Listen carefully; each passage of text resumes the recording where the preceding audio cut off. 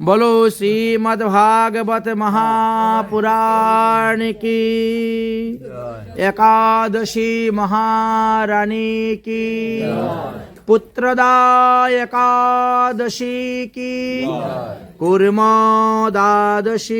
की।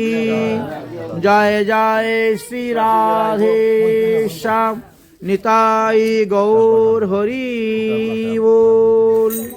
वंदे अहम भागवतम प्रत्येक कृष्ण एव हि सकृतमसि मया नातो मुक्तार्तो ভবসাগরে। এই ভবসাগর যদি কেউ পার হইতে চায় তাহলে তাকে ভাগবত ধর্ম যাজন করে চলতে হবে। আমাদের ধর্মের মতপথের শেষ নেই। তার মধ্যে একটা মত হলো মারাত্মক মত, যাকে বলা হয় স্মার্ত মত। স্মার্ত মতটা শুদ্ধ মত নয়। এই মত অবলম্বন করে যারা চলবেন তারা ধর্ম করেও নরকে যেতে হবে, পাপ করেও নরকে যেতে হবে। বলে তাহলে এই মতের প্রবর্তন করা হলো কেন? করেছে কে? শুক্রাচার্যের মতন দৈত্য গুরুরা। গুরু তো সবারই আছে, দেবতাদেরও গুরু আছে, অসুরেরও গুরু আছে, দৈত্যেরও গুরু আছে, রাক্ষসেরও গুরু আছে, মানুষেরও গুরু আছে। বুঝেছেন? যার যেই মত সেই সে উত্তম, কিন্তু তটস্থ হইয়া বিচার করলে পাবে তারোত্তম। তারতম্যতা পেতে গেলে তটস্থ হইয়া বিচার করতে হবে। আমার বলে ধরে থাকলে হবে না, আর তোমার বলে ধরে থাকলে হবে না। মধ্যস্থ হয়ে বিচার করবে। তো মধ্যস্থকে মধ্যস্থ শ্রী ভাগবত পুরাণ। বুঝলেন? মধ্যস্থ হলো ভাগবত মহাপুরাণ। পরমহংস শিরোমণি সুখদেব গোস্বামী পাদ এই ভাগবত মহাপুরাণ পরীক্ষিতকে শ্রবণ করিয়েছে। এর মধ্যে খালি সুসিদ্ধান্ত ও সুসিদ্ধান্ত আছে, এর মধ্যে কোনো অপসিদ্ধান্ত নাই, কোনো কুসিদ্ধান্ত নেই। বুঝলেন? সম্পূর্ণ সুসিদ্ধান্ত দেওয়া আছে। অন্যান্য পঞ্জিকা বা অন্যান্য গ্রন্থের মতকে খণ্ডন করার জন্যই ভাগবতের আবির্ভাব। ভাগবতের মধ্যে দেখবেন লিখা আছে যে শুদ্ধ একাদশীতে ব্রত করবেন অথবা একাদশী সংযুক্ত দ্বাদশীতে ব্রত করবেন। কে বলছিলেন? কাকে বলছিলেন? এক নম্বর দেবর্ষি নারদ যুধিষ্ঠির মহারাজের রাজস্বীয় যজ্ঞের সময় বর্ণন করেছিলেন। আর দ্বিতীয়ত ভগবান শ্রীকৃষ্ণ যুধিষ্ঠিরকে বলেছিলেন। আর তৃতীয়ত দেবর্ষি নারদ অযোধ্যার রাজা অম্বরীশ মহারাজকে বলেছিলেন। ভাগবতে 3টি স্থানে একাদশীর কথা লেখা আছে স্পষ্টভাবে। চতুর্থ স্থান হলো নন্দ মহারাজের যখন পুত্র সন্তান হয়েছে, সেখানেও একাদশী ব্রতের কথা লেখা আছে যে পুত্রদা একাদশী ব্রত করে আমি এই 85 বৎসর বয়সে পুত্র সন্তান পেয়েছি। রাধে রাধে। বুঝলেন? সেখানেও লেখা আছে। এখন বলছেন একাদশীটা কোন দিন করবেন?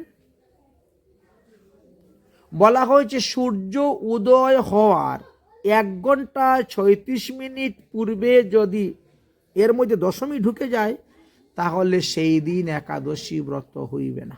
রাধে রাধে। সূর্য উদয়ের পর নয়, সূর্য উদয়ের আগে। মনে করেন আপনার এখানে সূর্য উদয় হচ্ছে 6টার সময়, একটা উদাহরণস্বরূপ বলা হচ্ছে। তা আপনার এখানে যে সূর্য উদয় 6টার সময় হয় তাহলে আপনার অরুণোদয় কাল বলা হবে কটার সময়? 4টা 24 মিনিট। তারপরে 36 মিনিট বলেন, তারপরে 1 ঘন্টা বলেন, 6টা হলো।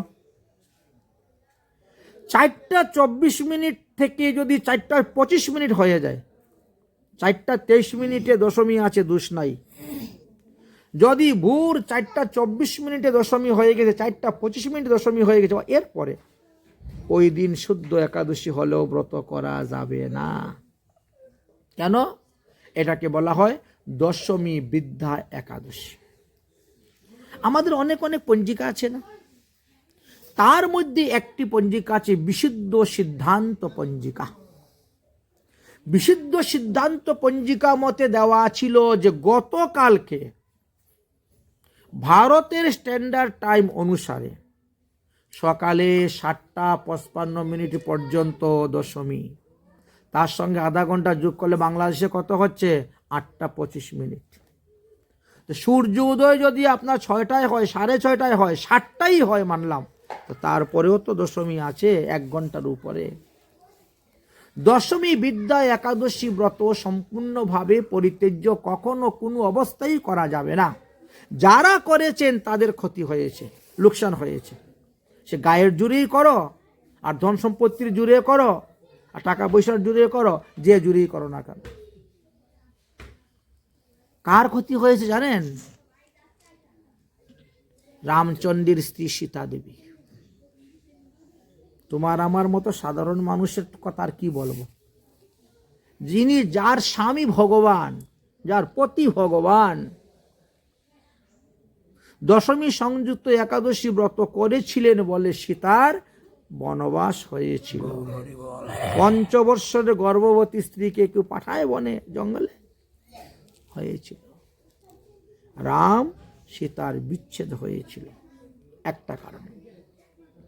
দ্বিতীয় কারণ, দশমী সংযুক্ত একাদশী ব্রত করেছিলেন মানদাতা, এই জন্য মানদাতার পুত্র অকালে মারা গিয়েছিল। তৃতীয়ত, দশমী সংযুক্ত একাদশী ব্রত করেছিলেন গান্ধারী, যার কারণে তার 100 পুত্র অকালে মারা গিয়েছিল। তিনটা উদাহরণ একেবারে দেওয়া আছে আমাদের। কোনো অবস্থাতেই দশমী সংযুক্ত একাদশী ব্রত করা যাবে না। সূর্যোদয়ের পরে যদি দশমী থাকে তাকে বলা হয় পরবিদ্যা দশমী, আর যদি পূর্ব থাকে তাহলে পূর্ববিদ্যা দশমী। পূর্ব বলতে কত সময়? 1 ঘন্টা 36 অরুণোদয় কাল কাকে বলা হয়? সূর্য উদয় হওয়ার 1 ঘন্টা 36 পূর্বকে অরুণোদয় কাল বলা হয়। অরুণোদয় বলতে সূর্য উদয়ের সময়টাকে নয়, সূর্য উদয় হওয়ার 1 ঘন্টা 36 পূর্বে যদি দশমী এসে প্রবেশ করে যায়, তাহলে ওই দিন শুদ্ধ একাদশী থাকলেও ব্রত করা যাবে না। সূর্য উদয় থেকে আপনি শুদ্ধ একাদশী পেয়েছেন বলে তথাপিও করা যাবে না, পূর্ব বিদ্যা হেতু ব্রত ত্যাগ, পরের দিন ব্রত হইবে। এই জন্য আজকের দিবসের এই ব্রতটা হলো হরিভক্তি বিলাস সম্মত ব্রত, ভাগবতের সিদ্ধান্ত সম্মত ব্রত।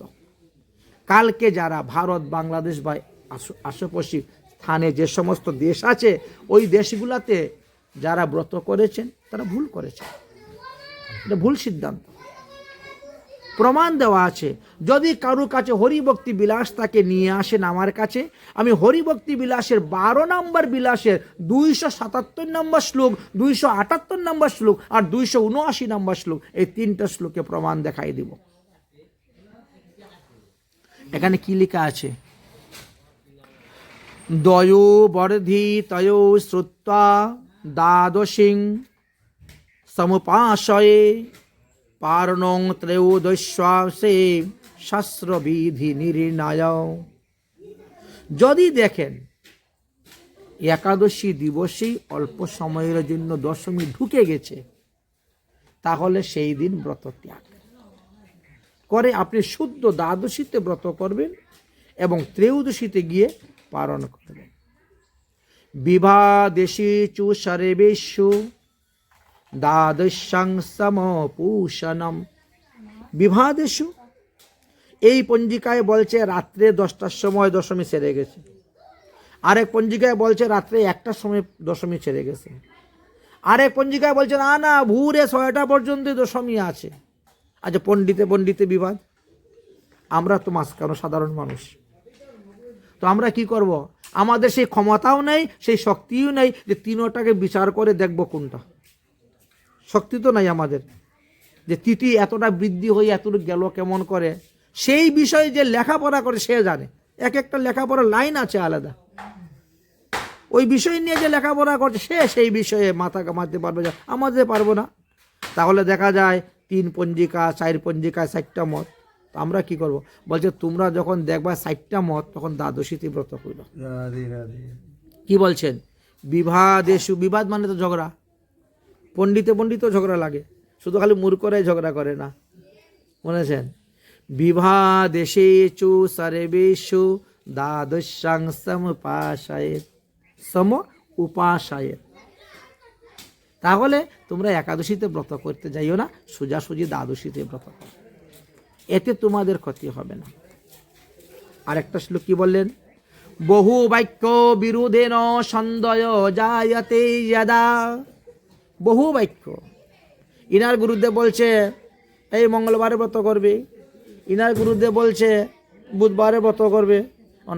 আপনি বলেছেন মধ্যেখানে আপনার গুরু হয়তো নিত্যলীলাই চলে গেছেন, আপনি কাকে জিজ্ঞেস করবেন? বা কেউ দীক্ষাই নেয় নাই, কেউ গুরু পদাশ্রয় করেও নাই, তবে একাদশী ব্রত করে, বা কেউ গুরুদেব ওই নিত্যধামে চলে গেছে, ও বেচারা কাকে জিজ্ঞেস করবে? এর মত নিবে না ওর মত নিবে, একটা বিপদের মনে গেছে। এর মত নিলে ওই দলে ছেড়ে দিবে তোমাকে, আর ওর মত নিলে এই দলে ছেড়ে দিবে। আমাদের মধ্যে এরকম দলাদলি হয় তো, সাধুদের মধ্যে দেখবেন অনেক দলাদলি হয়ে যায়। ওরা দশমী বিদ্যা একাদশী করে, এদের সঙ্গে থাকবো না, এরা মানে না, এদের থাকবো না, এইরকমভাবে হয়ে যায়। সাধারণ মানুষ যারা, এরা তো বিভ্রান্তের মধ্যে পড়ে যায়। এখন এক এক আচার্যের এক এক মত দিয়ে গেছেন, সাধারণ মানুষ কি করবে? তখন ভাগবত বললেন তোমরা কোনো আচার্যেরটা দেখতে যাইও না, সোজা সোজা ভাগবত দেখো। ভাগবত বলছে দ্বাদশীতে ব্রত করো, ত্রয়োদশীতে পালন করো, শেষ। বহু বাক্য বিরোধন সন্দয় জায়তে যদা। বহু লোকের বহু সিদ্ধান্ত শূন্য তোমার মাথায় সন্দেহ ঢুকছে, কোনটা করব কোনটা না, মঙ্গলবারে করব না বুধবারে করব, এই যে মাথায় টেনশন ঢুকছে। টেনশনের দরকার নেই বাবা, টেনশন মুক্ত করে সোজাসুজি দ্বাদশীতে ব্রত করো, ত্রয়োদশীতে পালন করো। উপবাস্য দ্বাদশী, উপবাস্য দ্বাদশী ইয়ত্র ত্রয়োদশান্তু পারণম। সোজা কথা, সে সিদ্ধান্ত। আর কোনো বিচার করার দরকার নাই, কোনো টেনশন করার দরকার নেই। এটি হলো হরিভক্তি বিলাস থেকে এই সিদ্ধান্ত নেওয়া হয়েছে। হরিভক্তি বিলাস কোনো সাধারণ লোকে লিখেন নাই, গোপাল ভট্ট গোস্বামী পাদ লিখেছেন, বুঝেছেন? এবং ইনি 6 গোস্বামীর মধ্যে এক গোস্বামী। কিছু কিছু লোক আছে একটু অন্যরকম ভাবে প্রচার করে, ওরা বলে কি 6 গোস্বামীর 6 মত, ভুল সিদ্ধান্ত। 6 গোস্বামীর এক মত, 6 গোস্বামীর এক পথ। কি মত? গৌরাঙ্গ মহাপ্রভুর মত, গৌরাঙ্গ মহাপ্রভুর পথ, আচ্ছা আর কিছু নেই। 6 গোস্বামীর কখনো 6 মত নয়। এই হরিভক্তি বিলাসটি এমন একটি গ্রন্থ। তাই গতকালকে যারা একাদশী করেছে তাদের সিদ্ধান্তটা ঠিক করতে পারেন নাই। গতকালকে আমি মহালালে ছিলাম, সন্ধ্যার সময় এক বৈষ্ণব এসেছেন, হয়তো উনি সদাচারী, প্রসাদ বুঝি, তো বলছেন একটু প্রসাদ পান। তিনি বলছেন যে ঠিক আছে দেবো প্রসাদ। অন্ন ব্যঞ্জন দেখে ওনার মাথা, এই তুমি একাদশী দিন অন্ন ব্যঞ্জন কেন? আমরা বললাম আজকে তো দশমী যুক্ত, বিশুদ্ধ সিদ্ধান্ত পঞ্জিকা মতে আছে সকাল 7টা 51 পর্যন্ত দশমী, এই জন্য তো আমরা করি নাই। আরে আমি তো দেখি নাই পঞ্জিকা, আমি তো লোকের কথা শুনে শুনে একাদশী ব্রত করে ফেলেছি, এখন কি করা যাবে? তাহলে খাও, এখন অন্ন ব্যঞ্জন খাও, আগামীকালকে ব্রত করো, এটাই সিদ্ধান্ত। জানার সঙ্গে সঙ্গে ব্রত ভেঙে দিতে হবে। উনি যখন জানলেন সঙ্গে সঙ্গে তিনি অন্ন ব্যঞ্জন খেয়ে নিলেন, ব্রত ভেঙে দিলেন, এবং আজকে আবার শুদ্ধভাবে ব্রত করতেছেন। আজকে শুদ্ধ, কারণ একসঙ্গে 2 দিন ব্রত করা যায় না। একদিন ব্রত করলে পরের দিন পালন করতে হবে। এই জন্য কালকে রাত্রি খেয়ে নিয়েছেন অন্ন, ব্রত ভাঙ্গা হয়ে গেল, একাদশী আর রইল না, ব্রত ভাঙ্গা হয়ে গেল, এবং আজকে সেই ব্রত। আচ্ছা, আজকে যারা ব্রত করবে তারা কুর্ম দ্বাদশী ব্রতের ফলও পাবে, আবার পুত্রদা একাদশী ব্রতেরও ফল পাবে, 2 দিকে লাভ হবে। দেখো ভগবানের 24টা অবতারের কথা ভাগবতে বর্ণনা করে গেছে। মৎস্য, কুর্ম, বরাহ, নৃসিংহ, বামন, রাম, পরশুরাম থেকে আরম্ভ করে সমস্ত অবতারের কথা লেখা আছে। তার মধ্যে যে কুর্ম অবতার, সেই কুর্ম অবতারটা আজকেরই দিবসে, আজকেরই তিথিতে কেন কুর্ম অবতার হয়েছিলেন? কুর্ম অবতারের একটি বিশেষ কারণ ছিল। কি কারণ ছিল? সমুদ্র মন্থন। এটা এই মন্বন্তরে নয়, এর আগে যে একটি মন্বন্তর ছিল ষষ্ঠ মন্বন্তর। ষষ্ঠ মন্বন্তরে সমুদ্র মন্থন হয়েছিল। এই মন্বন্তরের আমাদের 28টা কলি ত্রেতা যুগ গিয়েছে, 28টা সত্য যুগ গিয়েছে, 28টা দাপর যুগ গিয়েছে, আর 28তম কলিযুগ চলতেছে। তার আগে ছিল ষষ্ঠ মন্বন্তর।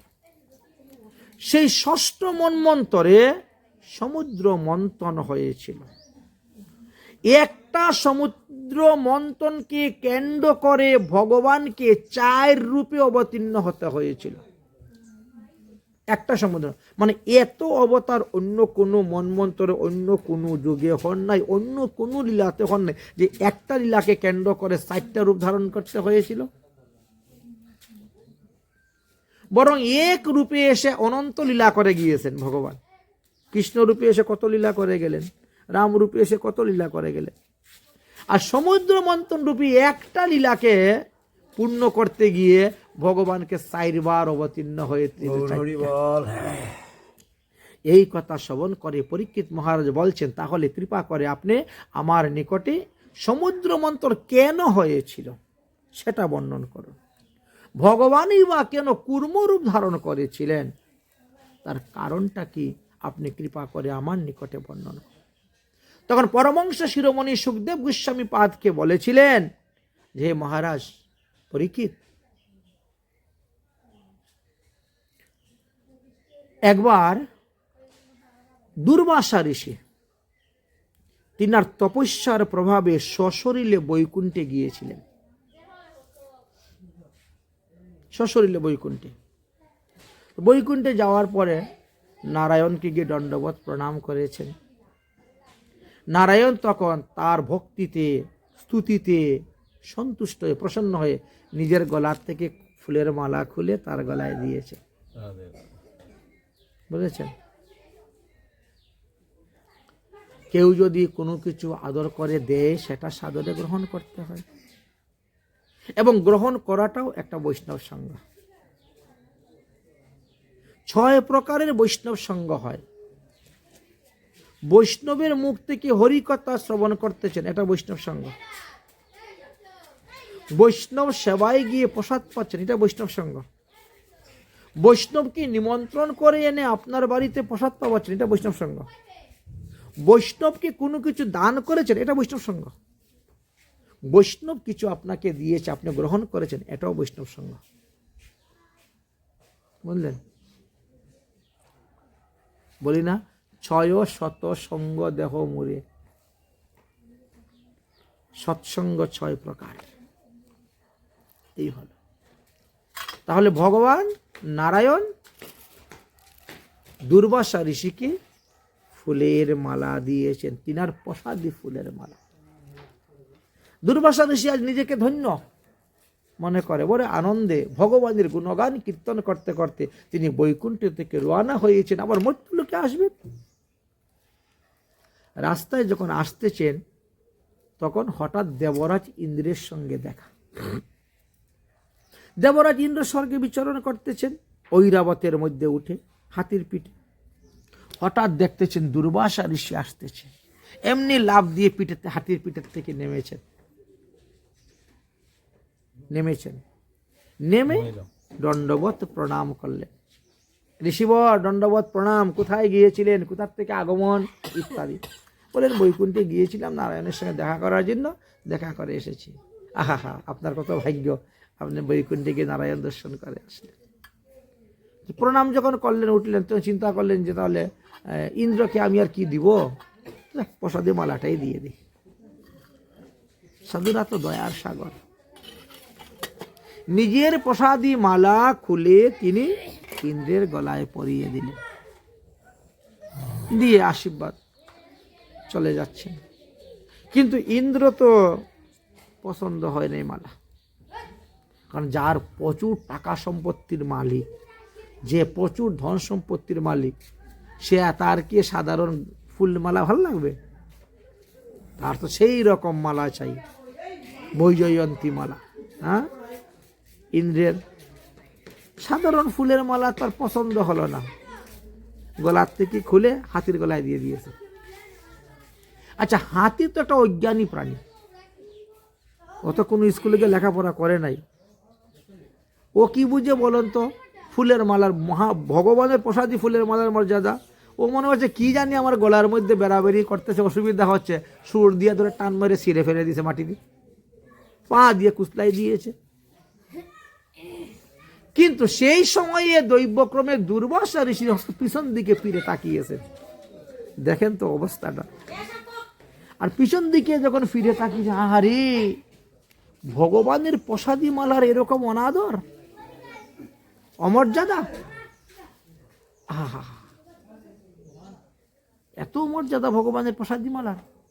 দুঃখ এসে গেল মনে, ও টাকা পয়সা ধন সম্পত্তি বেশি হয়েছে বলে এই ফুলের মালাটা পছন্দ হলো না।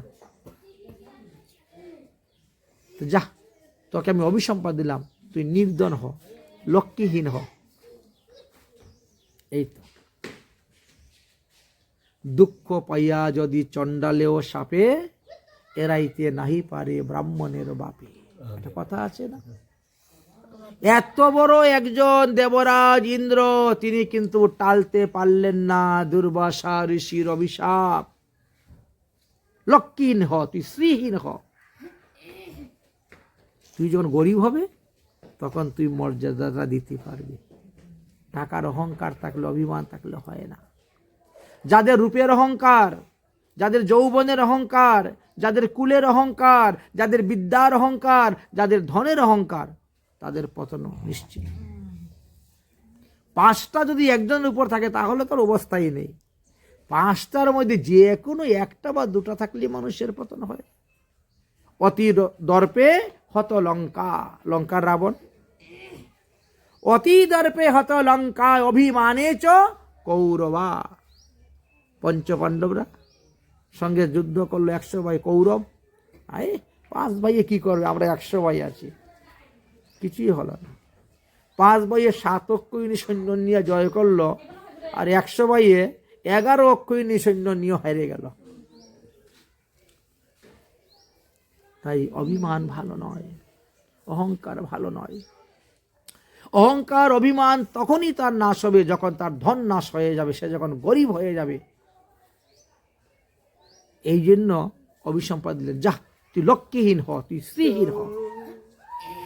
অভিশাপ দেওয়ার সঙ্গে সঙ্গে লক্ষ্মী দেবী আবার চিন্তায় পড়ে গেলেন যে না, দুর্বাসার অভিশাপ, তাহলে তো আমি আর স্বর্গে থাকতে পারবো না, এখন আমাকে স্বর্গে থেকে চলে যেতে হবে।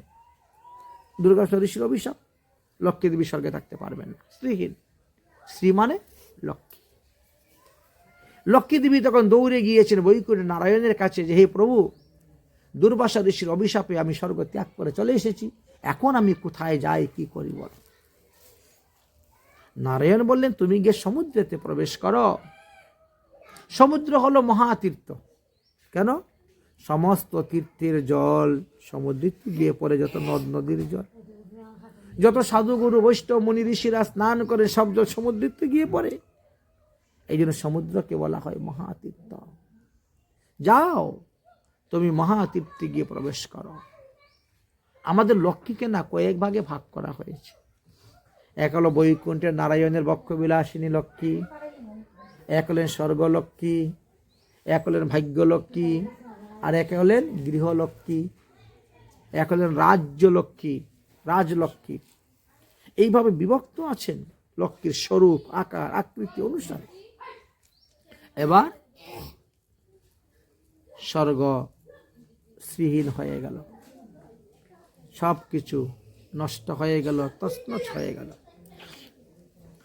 দেবরাজ ইন্দ্র তখন নিজের অপরাধ, নিজের ভুল বুঝতে পারলেন। তারপরে সমস্ত দেবতাদেরকে নিয়ে ব্রহ্মার কাছে গিয়ে। ব্রহ্মা বললেন, দুর্বাসা ঋষির অভিশাপে তুমি লক্ষ্মীহীন হয়েছ, আমাকে বললে তো হবে না। লক্ষ্মী দেওয়ার মালিক হলেন একমাত্র নারায়ণ। অতএব যাও নারায়ণের কাছে, তিনি তোমাদেরকে লক্ষ্মী দিতে পারবেন। তখন সমস্ত দেবগণ ক্ষীর সাগরে গিয়ে উপস্থিত হলেন। আমাদের 7টা সমুদ্রের কথা লেখা আছে। দধি সমুদ্র, দুগ্ধ সমুদ্র, ঘৃত সমুদ্র, ক্ষীর সমুদ্র, জল সমুদ্র, ইক্কু রসযুক্ত সমুদ্র, বলেছেন এভাবে আছে। ক্ষীর সমুদ্রে ক্ষীরসাহী বিষ্ণু শয়ন করেন। সেই ক্ষীর সমুদ্রে গিয়ে সমস্ত দেবগণ স্তুতি ভক্তি করতে শুরু করলেন। তাদের স্তুতিতে ভগবান সন্তুষ্ট হয়ে তাদের সামনে এসে প্রকট হলেন দেবতাদের সামনে। হে দেবগণ, কিসের জন্য আমাকে এত স্তুতি ভক্তি প্রণতি করতেছ? বলো, আমি তোমাদের কি উপকার করতে পারি, কি সেবা করতে পারি? তখন দেবরাজ ইন্দ্র বললেন, দুর্বাসার অভিশাপে মা লক্ষ্মী চলে গিয়েছেন, অতএব লক্ষ্মী আমরা চাই, আমরা শ্রীহীন হয়ে গেছি। তখন নারায়ণ বললেন যে লক্ষ্মীকে পেতে গেলে তো তোমাদেরকে সমুদ্র মন্থন করতে হবে, কারণ লক্ষ্মী তো সমুদ্রে প্রবেশ করেছেন এখন, আর সমুদ্র মন্থন করে লক্ষ্মীকে পেতে হবে। কিন্তু সমুদ্র মন্থন করা তো এত চাট্টিখানি কথা নয়। সমুদ্র মন্থন করতে গেলে অনেক কিছু করতে হবে। কি করতে হবে? প্রথমেই মন্থন দণ্ডরূপে মন্দার পর্বতকে আনতে হবে, 1 নম্বর। 2 নম্বর, মন্থন দণ্ডনের রশি রূপে বাসুকি নাগকে আনতে হবে, 2টা। 3 নম্বর, দেবতাদের শরীরে এত শক্তি নেই যে সমুদ্র মন্থন করবে, তারা ধরে। এই জন্য অসুরদের দরকার, অসুরদের শরীরে শক্তি বেশি। অতএব অসুর আর দেবতা দুজনের মিলে চুক্তি করে তোমরা এই সমুদ্র মন্থন করতে হবে, একা তোমাদের শক্তিতে কুলাবে না, পারবে না। অসুরদের মধ্যে তখন রাজা ছিলেন কে? বলিরাজ। বলি ছিলেন তখন রাজা। সমস্ত দেবগণ তখন একত্রিত হয়ে বলিরাজার কাছে গেলেন। বলিরাজ, আমরা সমুদ্র মন্থন করব, এর জন্য প্রচুর পরিমাণ শক্তির দরকার, বল প্রয়োগের প্রয়োজন। তো তোমরা আমরা মিলে সমুদ্র মন্থন করব। সমুদ্র মন্থনে যা কিছু উঠবে সব আমরা সমানভাবে ভাগ করে নিব, আধা আধা। তোমরা অর্ধেক নিবে, আমরা অর্ধেক নিবে, অতএব উভয় মিলেই সমুদ্র মন্থন আমরা করি। ঝগড়াঝাটি মারামারি যা ছিল আগে সব শেষ, এখন ভালোভাবে একসঙ্গে মিলেই এই কাজটা করি। যাই হোক, উনি রাজি হয়ে গেছেন, কারণ এর আগে অনেকবার প্রস্তাব দিয়েছিলেন যে দেখো, কশ্যপ ঋষির পুত্র তোমরাও, আর কশ্যপ ঋষির পুত্র আমরাও। দেবতারাও যেমন কশ্যপ ঋষির পুত্র, অসুররাও তেমনি কশ্যপ ঋষির পুত্র। এই জন্য বলছিলেন যে তোমরা 6 মাস স্বর্গরাজ্য ভোগ করো, আমরা 6 মাস ভোগ করবো, না তোমরা 1 বছর করো, আমরা 1 বছর করব। কিন্তু এইটাতে রাজি হন নাই ইন্দ্র, যার কারণেই যখন যার শক্তি বেশি, যখন যার বল বেশি, তখন সে স্বর্গরাজ্য দখল করে রাজত্ব করে। এই জন্য দেবাসুরের মধ্যে সর্বদাই না একটা হিংসি মারামারি সম্মান লেগে থাকে।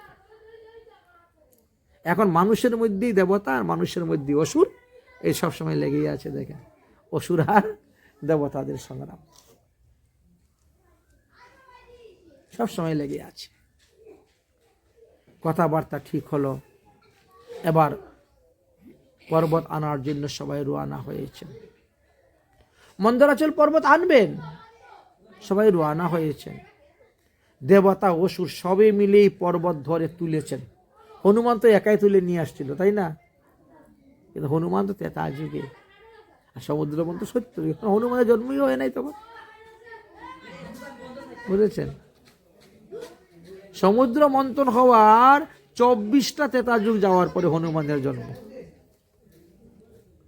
24টা 13 যুগ। তাহলে কোথায় পাবেন হনুমানকে আপনি? তাই সমস্ত দেবগণ মিলে পর্বতকে তুলে ধরেছেন। অসুররা দেবগণরা নিয়ে পর্বত নিয়ে যাচ্ছেন। কিন্তু পর্বতের এত ভার, পর্বতের ভারে অনেকেই পর্বত নিচে নামাতে গিয়ে বহু লোক পর্বতের নিচে পড়েই চ্যাপ্টা হয়ে গিয়েছে। তখন সবাই ভগবানকে ডাকলেন। ভগবান তখন অজিত পুরুষ রূপ ধারণ করলেন। অজিত, এনার এক নাম ছিল অজিত ভগবান। সেই রূপ ধারণ করে তিনি আসলেন, এসে ধরে পর্বতটাকে বামাত দিয়ে উপরে তুলে নিয়েছেন একা। যেভাবে ভগবান শ্রীকৃষ্ণ গিরিরাজ গোবর্ধন পর্বত 21 কিলোমিটার লম্বা পর্বত এক কানি আঙ্গুলের মধ্যে রেখে দিয়েছে 7 দিন 7 রাত, ঠিক তেমনিভাবে অজিত ভগবান তিনিও পর্বতটাকে তুলে হাত দিয়ে এরকম ধরে নিয়েছেন। ধরে কি করছেন, গরুরের পিঠের মধ্যে দিয়ে দিয়েছেন। গরুরও সেরকম শক্তিশালী, তিনি ওই পর্বত পিঠের মধ্যে করে নিয়ে গিয়ে সমুদ্রের মধ্যে নামিয়ে দিলেন। সমুদ্রের মধ্যে নামিয়ে দিলেন। এবার বাসুকী নাগকে আনা হলো। সমুদ্রের মধ্যে প্রথমে ঔষধ জাতীয় বৃক্ষ ফেলা হলো। ঔষধ জাতীয় বৃক্ষ সমুদ্রের মধ্যে ফেলা হয়েছে, কারণ যাতে বিষাক্তগুলা আগে নাশ হয়ে যায়। এই জন্য ঔষধ, আমাদের জল ময়লা হলে আমরা ফিটকারি একটু দিই, ঠিক না? ঔষধ দিত, তাহলে জলটা পরিষ্কার হয়ে যায়। ঠিক তেমনি ভাবে সমুদ্রের মধ্যে অনেক জীবাণু থাকে, অনেক বিষাক্ত জীবাণু, যাতে বিষক্রিয়া কোনো কিছু না হয়, এই জন্য ঔষধ জাতীয় বৃক্ষ ফেলা হয়েছে। ঔষধ জাতীয় বৃক্ষ ফেলা হলো। এবার সমুদ্র মন্থনের কার্য আরম্ভ। ভগবান কি করলেন, সমস্ত দেবতাদেরকে নিয়ে গিয়ে ওই সর্পের মুখের দিকে ধরেছেন। বাসুকী নাগের মুখের দিকে তারা ধরেছেন। অসুরেরা এসে বলছে, আমরা সাপের লেজের দিকে ধরবো কেন? আমরা কি হীনবীর্য হীনবল? আমরা কি, আমাদের কি বীর নাই, আমাদের শক্তি নাই, আমরা সাপের লেজের দিকে ধরবো? না, সাপের লেজ হলো অমঙ্গল, আমরা সাপের লেজে ধরবো না। তোমরা মুখের দিকে সাপের ধরে তোমরা তোমাদের বীরত্ব দেখাবে, মানুষের কাছে মান যশ প্রতিষ্ঠা লাভ করবে, আর আমরা লেজের দিকে ধরে অপমানিত হব। এ উল্টা নিয়ম হয়ে গেছে।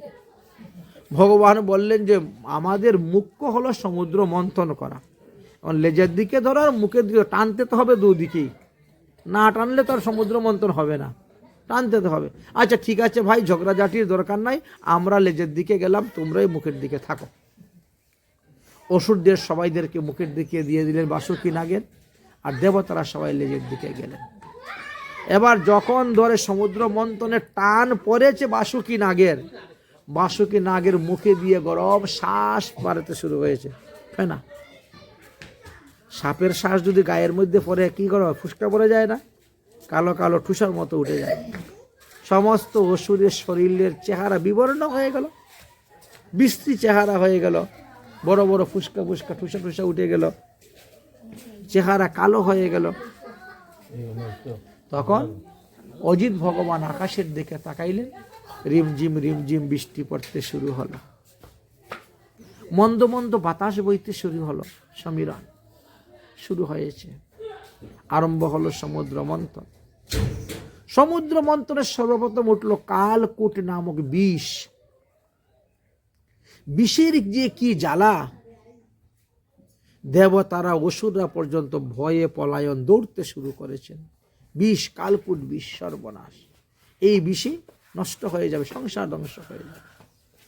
সবাই দৌড়ে গেলেন মহাদেবের কাছে, গিয়ে পড়লেন মহাদেবের চরণে, পরে স্তুতি ভক্তি প্রণতি করতে শুরু করলেন। হে দেবাদিদেব মহাদেব, তুমি আমাদেরকে রক্ষা করো, তুমি তো সংহার কর্তা, অতএব তুমি রক্ষা করো, আমাদেরকে রক্ষা করো, তোমার এই সংহার থেকে আমাদেরকে রক্ষা করো। কালকূট বিষ এখন সমস্ত জগৎ সংসার সংহার করে দিবে। মহাদেব তখন পার্বতীকে বলছেন, পার্বতী কি করব বলো তো? দেবতা তো বড় বিপদে পড়ে আমার কাছে এসেছে, আর তাদেরকে রক্ষা করাই তো আমার কাজ, কি করব? পার্বতী বলছেন, দেবতারা তো স্বার্থপর, এই কালকূট বিষ পান করে যদি তোমার কিছু হয়ে যায়, কেউ আসবে না তোমাকে ভালো করতে, সুস্থ করতে। কিন্তু সমুদ্র মন্থনে যা পাবে সবাই নিয়ে পালাবে, কেউ ভাগও দিবে না, তাই না? মনে করেন আপনি একটা দলের নেতা হয়েছেন, একটা দলের নেতা, এখন মারামারি যা কিছু হয় আপনাকে তো আগে যেতে হবে। গুলি 2-4টা খাইলো, লাঠি 2-4টা বাড়ি খেলে আপনাকেই খেতে হবে, ঠিক না? পরে তো ওরা। আচ্ছা, যদি আপনি মরে যান তো তাদের কিছু যায় আসে না। আর যদি আপনি জিতে যান তো যা পাবেন সব ভাগ নিবে সবাই। কতজন? আমরা 20 জন আছি, টাকা 20,000 পয়সা 1,000 করে দেবো আমাদেরকে, আমরা তো তোমার সঙ্গে ছিলাম, বুঝলেন? মরে গেলে কি সবাই চাইবো মরতে, যে ও যখন মরছে আমরা ওর সঙ্গে মরতে যাই? না, তখন ওরা পিছন থেকে পালাবে, ও গুলি খেয়েছে রে, পালা পালা পালা। আর যখন পাবে পুরস্কার তখন সবাই ধরে, আমাকে দাও পুরস্কার, আমি নিব ভাগ। এই তো অবস্থা। এই জন্য বলছেন পার্বতী, যদি তোমার কিছু হয়ে যায় তাহলে কিন্তু কোনো দেবতা আসবে না তোমারে বাঁচাইতে, সাহায্য করতে, সহযোগিতা করতে। অথচ ভাগ পাইলে কোনো দেবতা ছাড়বে না, ভাগ আগে চাই। মহাদেব তখন বলছেন, ঠিক আছে, যা করেন ভগবান শ্রীকৃষ্ণকে স্মরণ করলেন, করে তিনি এই কালকূট বিষকে তিনার যুগ বলে, তপ বলে, তপস্যার প্রভাবে তিনি কি করলেন, হাতে নিয়ে এক টানে একবারে কণ্ঠে নিয়ে ধারণ করে রেখে দিলেন। যুগ বলে কণ্ঠে ধারণ করে রাখলেন বলেই তো নীলকণ্ঠ মহাদেব নাম হয়েছে, না হলে তো হতো না। নামেরও একটা পিছনে একটা লীলা আছে, কারণ আছে। জানা যায় যে জনশ্রুতি হইতে ওই বিষক্রিয়ায় মহাদেব অজ্ঞান হয়ে পড়ে গিয়েছিলেন, অজ্ঞান হয়ে গেছিলেন। এদিকে তো সমুদ্র মন্থন শুরু হয়েছে। সমুদ্র মন্থন করছে, সর্বপ্রথম উঠেছে কামধেনু, বুঝেছেন? কামধেনু উঠেছিল। এখন অসুরেরা বলছে এটা আমরা নিব, দেবতারা বলছে আমরা নিব। ব্রহ্মা মধ্যস্থ হয়ে বললেন, দেখো যে বস্তু প্রথম উঠেছে এটা সাধুদেরকে দান করে দেওয়া উচিত। প্রথম যেটা উঠেছে এটা সাধুদেরকে দান করে দাও। কারণ আরে বাবা, সাধুদেরা তো সবসময় দুধ, দই, ঘি, মধুর দরকার, গুময়, গুমূত্রর দরকার। তারা দেবকার্য করবে, ভগবানের সেবা করবে, পূজা করবে, ভগবানকে স্নান করাইবে, অভিষেক করবে, যজ্ঞ করবে, হুম করবে, তো ঘিয়ের দরকার না? দুধ, দই, ঘি এ তো লাগবেই। আর গোময়, গোমূত্র, পঞ্চগব্যর প্রয়োজন। এই জন্য এই গাভীটা সাধুদেরকে দান করে দাও, দিলেন সপ্তঋষিদেরকে দান।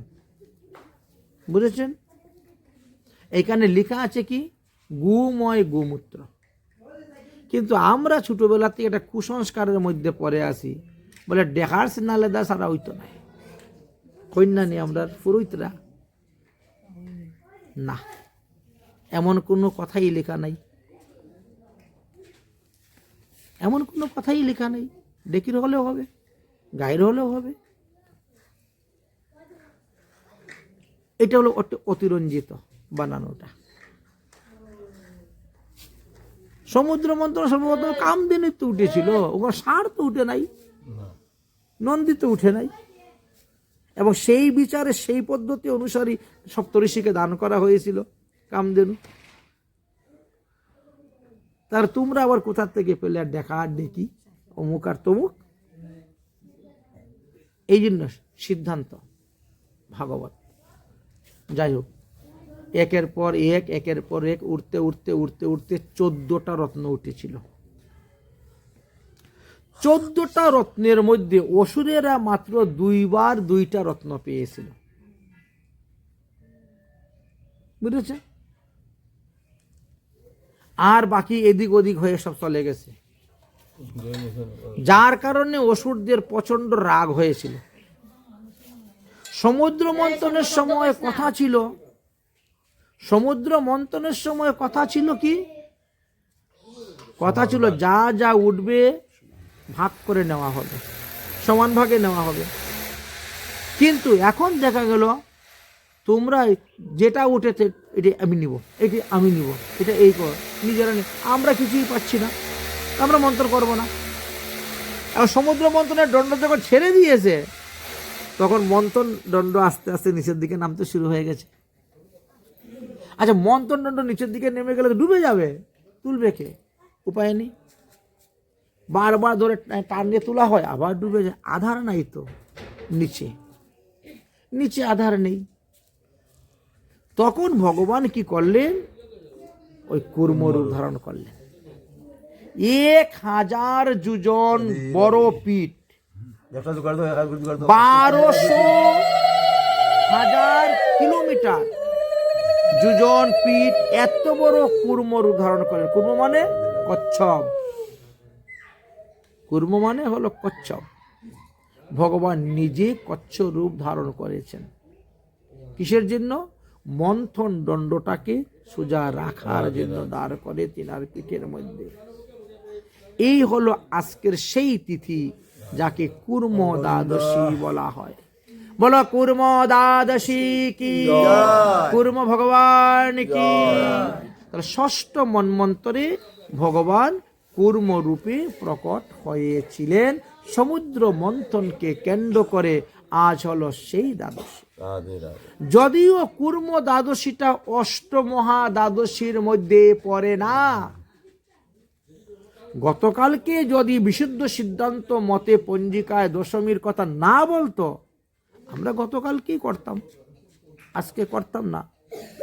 যদিও এটা ভগবানের অবতার, তথাপিও এটার মধ্যে কোনো ব্রত নাই বা কোনো জয়ন্তী তিথি নাই। জয়ন্তী তিথি হলো 6টা: শ্রীকৃষ্ণের জন্মাষ্টমী, রাধার জন্মাষ্টমী, বামন দ্বাদশী, নৃসিংহ চতুর্দশী, শিবরাত্রি আর রামনবমী।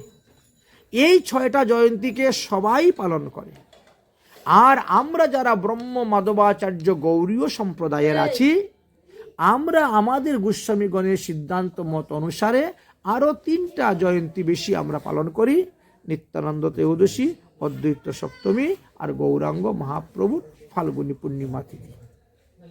এই 3টা বিশেষ করে আমাদের সম্প্রদায়ের লোকেরা করে। এত ভিন্ন অন্যান্য সম্প্রদায়ের মধ্যেও করে। যেমন সরস্বতী সম্প্রদায়, সন্ন্যাসীদের মধ্যে সরস্বতী সম্প্রদায় যারা মহাপ্রভুর আবির্ভাব তিথি পালন করে। কারণ প্রকাশানন্দ সরস্বতীকে মহাপ্রভু যখন কাশীতে তর্কযুদ্ধে পরাজিত করেছিলেন, তখন ওই প্রকাশানন্দ সরস্বতী তার 10,000 শিষ্যের সহিত মহাপ্রভুর শিষ্যত্ব স্বীকার করেছিলেন। সেই থেকে মহাপ্রভুর বিগ্রহ আজও পর্যন্ত কাশীতে প্রকাশানন্দ সরস্বতী মঠে আছে এবং তারা নিত্য মহাপ্রভুর সেবা পূজা করে এবং মহাপ্রভুর আবির্ভাব তিথি পালন করেন। যারা জানে, যারা বুঝে যে কলিযুগের যুগ অবতার হলেন গৌরাঙ্গ মহাপ্রভু, তারা করবে, তারা মানবে, অন্যরা মানতে যাবে না। বুঝেছেন? যারা বুঝতে পারে তারা মানবে। আচ্ছা, এবার তো হয়ে গেল, ভগবানের অজিত অবতার হলেন, কুর্ম অবতার হলেন। তারপরে কি করলেন? সমুদ্র মন্থনে বহু দ্রব্য উঠার পরে সর্বশেষে ভগবানই ধন্বন্তরী রূপে, তিনি ধন্বন্তরী ভগবানেরই এক অংশ অবতার। ভগবান নিজেই ধন্বন্তরী রূপে অমৃতের কলস মাথায় করে নিয়ে একেবারে উঠে গেলেন সমুদ্র মন্থনে। অমৃতের কলস নিয়ে উঠলেন। সমুদ্র মন্থন তার একদিনে হয় নাই, বহুদিন লেগেছে। মন্থন করতে করতে করতে করতে এক একটা রত্ন উঠেছে। মন্থন করতে করতে করতে করতে এক একটা রত্ন উঠেছে। একদিন দুদিনের তো ব্যাপার নয়, অনেক দিন লেগেছে। আর দেবতাদের অনেক দিন মানে আমাদের অনেক বছর। আমাদের 1 বছর মানে দেবতাদের একদিন। আমাদের 365 দিন চলে যায়, দেবতাদের মাত্র একদিন যায়। বলেছেন, ভগবানের তো একবার শ্বাস ফেলতে কয়েক ব্রহ্মার পতন হয়ে যায়। আমার আর তোমার কথা আর কি বলবো। আচ্ছা, এবার অমৃতের কলস তো উঠলেন। ওষুধটা আগের থেকে তো রাগ তাদের, এই জন্য ওই রাগের কারণে, জিদের কারণে অসুররা এসে অমৃতের কলস নিয়ে দৌড়তে শুরু করে। আমরা নিয়ে খাবো, তোদেরকে আর দিব না। তোমরা 14টা রত্নের মধ্যে 2টা রত্ন আমাদেরকে দিয়েছো, 12টাই তোমরা নিয়েছো, তো অমৃতা তোমাদেরকে দিব না, আমরাই নিয়ে যাবো। ভগবান দেখলেন বিপদ হয়ে যাবে। অসুর, দৈত্য, দানব, রাক্ষস, এরা তো দুষ্ট প্রকৃতি, এরা দুশ্চরিত্র, এদের চলাফেরা, খাওয়া দাওয়া, কথাবার্তা কোনোটাই ভালো নয়। সাত্বিক বলতে কিছুই নেই, এদের তো তমগুণ রজগুণ প্রবল। আচ্ছা, এরা যদি অমর হয়ে যায় তাহলে উপায় আছে বিশ্ব ব্রহ্মাণ্ডে? আর কোনো প্রাণী, কোনো জীব শান্তিতে বাস করতে পারবে না। অন্ততপক্ষে মৃত্যুর ভয়েও তো কেউ কিছু পাপ টাপ করতে ভয় পায়।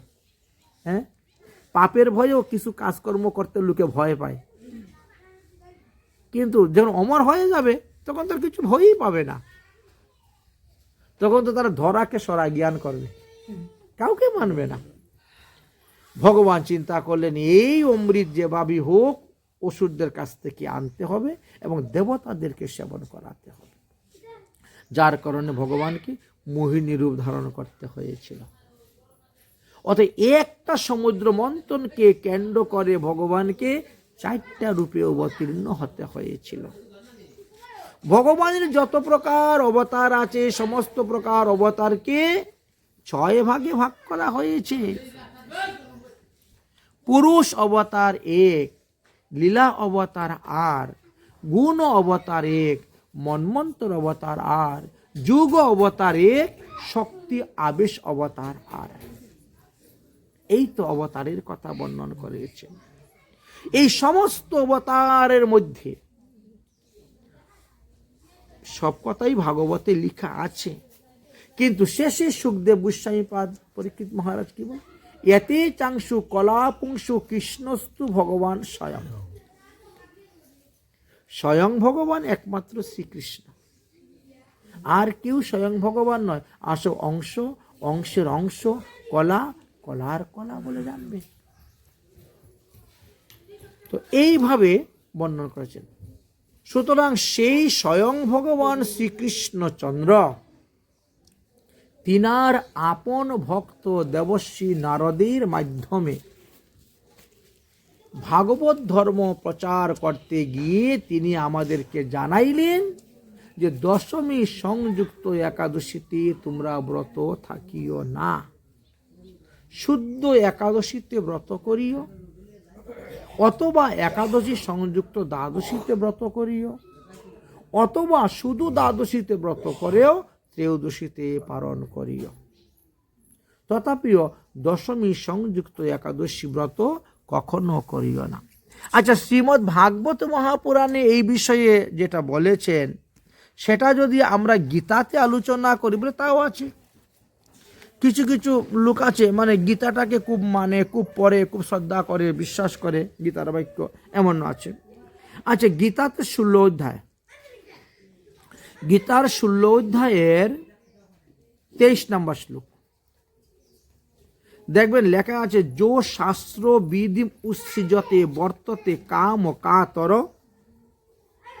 ন সু সিদ্ধম আপনতি ন সুখ ন পরাগতি। অর্থাৎ যারা শাস্ত্র বিধি মানে না, শাস্ত্র আমাদের কটা আছে? 6টা। 4 বেদ, 6 শাস্ত্র, 18 পুরাণ। তো যারা শাস্ত্র বিধি মানে না বললেন, তো আমরা যে এতক্ষণ শাস্ত্রের কথা বললাম, বিধির কথা বললাম, কোথার থেকে বললাম? হরিভক্তি বিলাস। হরিভক্তি বিলাস কোথার থেকে এনেছেন? তিনি বিভিন্ন পুরাণ থেকে এনেছেন। পদ্মপুরাণ, স্কন্দ পুরাণ, বরাহ পুরাণ, বামন পুরাণ, গরুড় পুরাণ, নারদ পুরাণ, ব্রহ্মবিবর্ত পুরাণ, ব্রহ্মাণ্ড পুরাণ, মার্কেন্ডীয় পুরাণ, ভবিষ্য পুরাণ, বায়ু পুরাণ, লিঙ্গ পুরাণ, অগ্নি পুরাণ, এইভাবে অনেক অনেক পুরাণ থেকে সংগ্রহ করে এনে আমাদেরকে দেখাইলেন শাস্ত্র বিধি ত্যাগ করে নিজের ইচ্ছা অনুসারে যদি কোনো ধর্মকর্ম আচরণ করা হয় তাহলে সেই ধর্মকর্মের দ্বারা হিতে বিপরীত হয়ে যাবে, বিপরীত হয়ে যাবে। এই জন্য দশমী বিদ্যা একাদশী যে কালকে করেছেন এতে তাদের পথ্য ব্যয় হবে, এরা বুঝতে পারছে না। নিজের সমস্যাটা নিজেরাই ডেকে আনতেছে। কি বলছেন? নশ সিদ্ধি মাপনতি ন সুখম ন পরাগতি।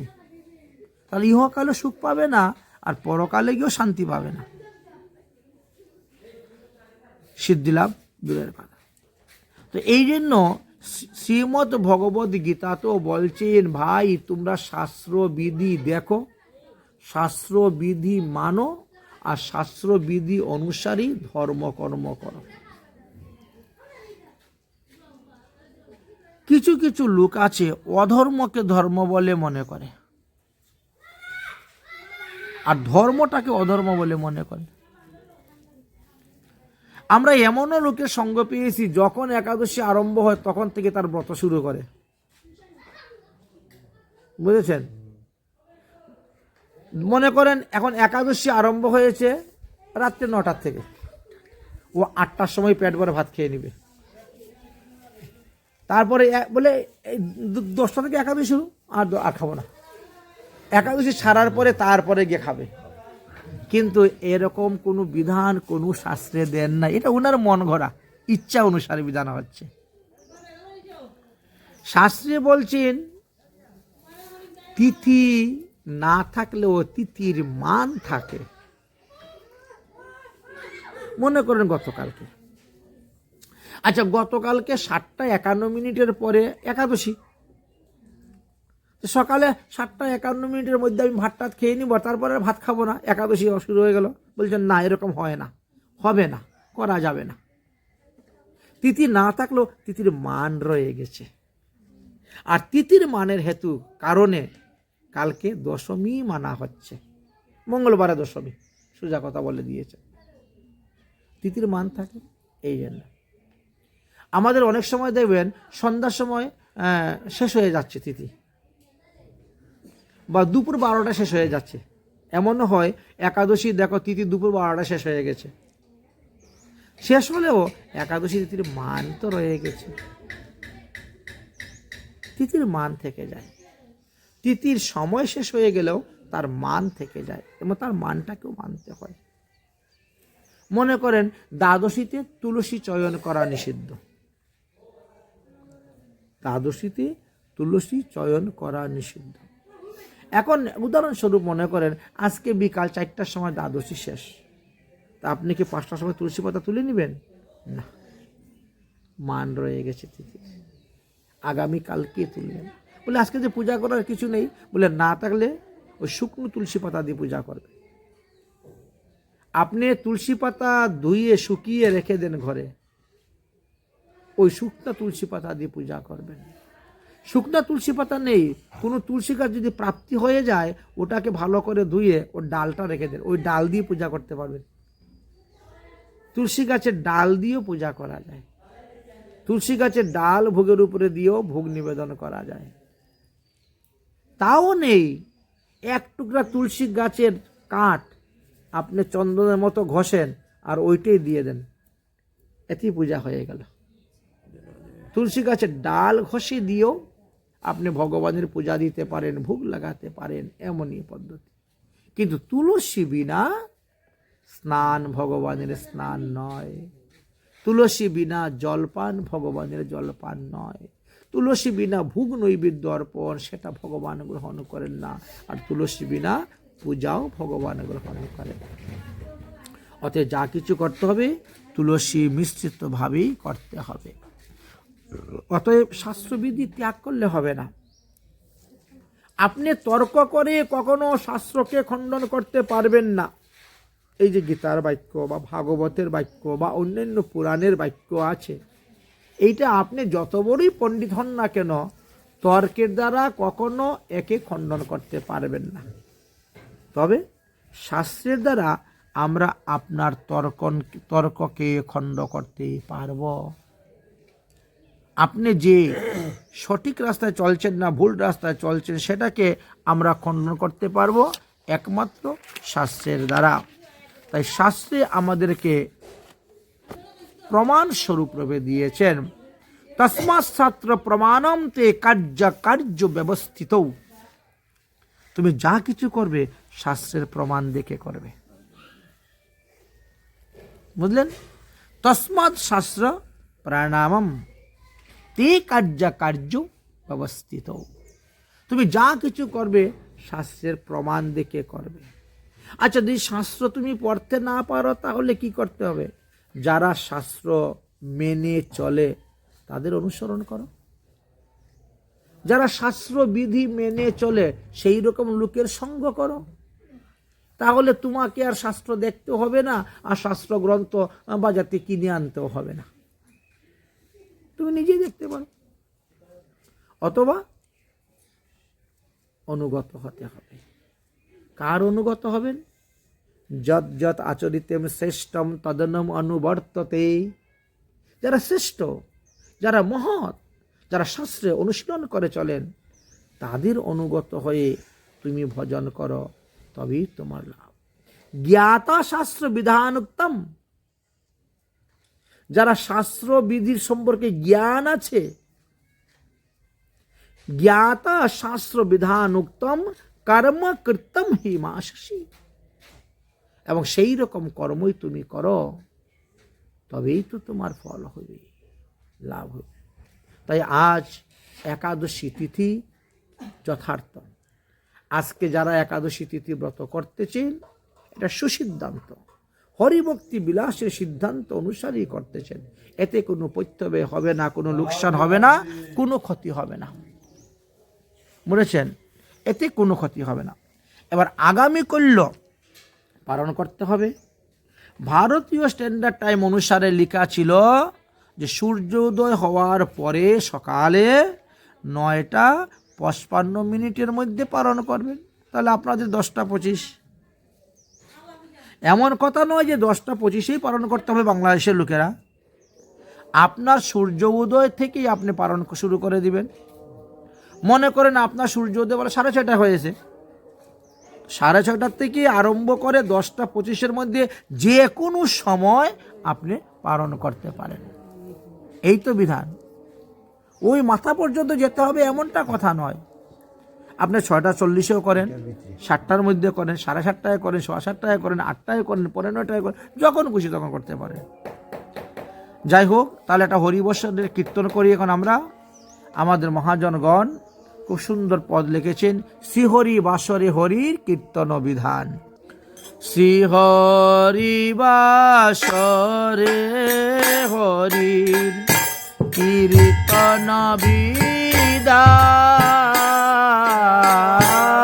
শ্রীহরি বাসরে হরির কীর্তন বিধান। অরে নিত্য বিলা প্রভু জগতের প্রাণ।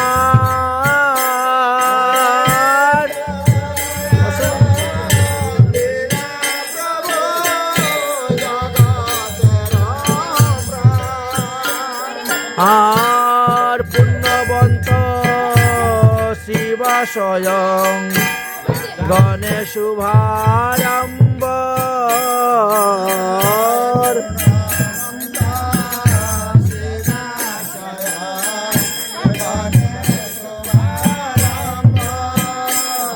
গয় উঠিল কীর্তন ধ্বনি গোপাল গোবিন্দ।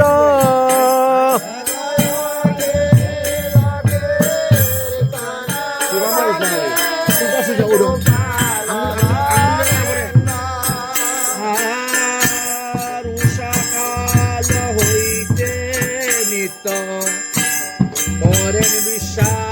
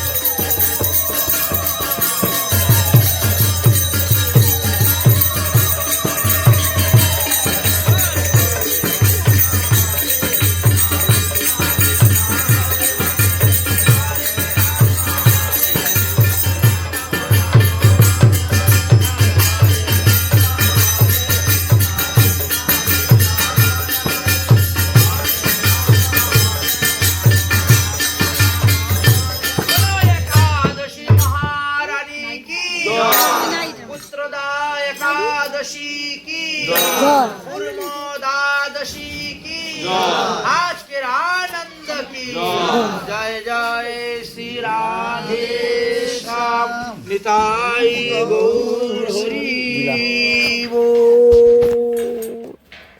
তাহলে এই হলো আমাদের এর মহিমার কথা। আমরা কি জানতে পারলাম?